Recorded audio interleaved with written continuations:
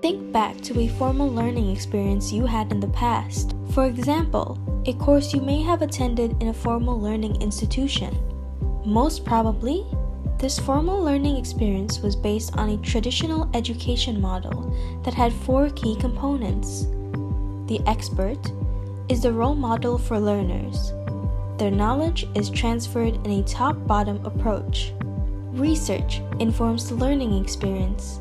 It lays out the information that should be taught and the theory to be applied in the teaching process. In this learning system, the experts or teachers have the information that learners need to succeed.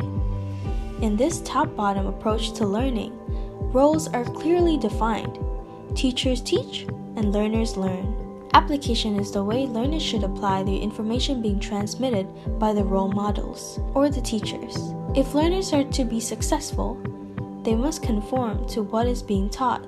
We refer to this traditional education model as the expert model. Human rights education is a process of social transformation. Central to human rights education is a participatory approach to learning. This approach encourages learners to share their personal knowledge and lived experiences and to critically reflect on their individual beliefs and values. A participatory approach to human rights education empowers and mobilizes learners to take actions for social change, which are consistent with human rights values. As a dynamic bottom-up approach, human rights education requires a different model than the one commonly used in formal learning experiences. A model that puts people at its center, allowing them to explore and learn together, enabling them to practice new strategies and plan for action. A model that leads people to apply their learning into actions that foster social change in their society. This model is known as the learning spiral.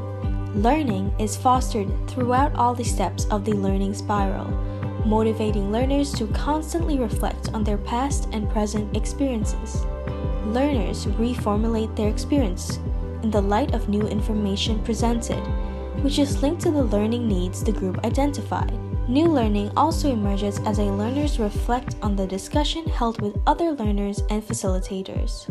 The learning spiral enables human rights educators to deliver learning experiences that are built on the participatory approach. Under this approach, learning is not static. Instead, it is transferred into actions that target social transformation.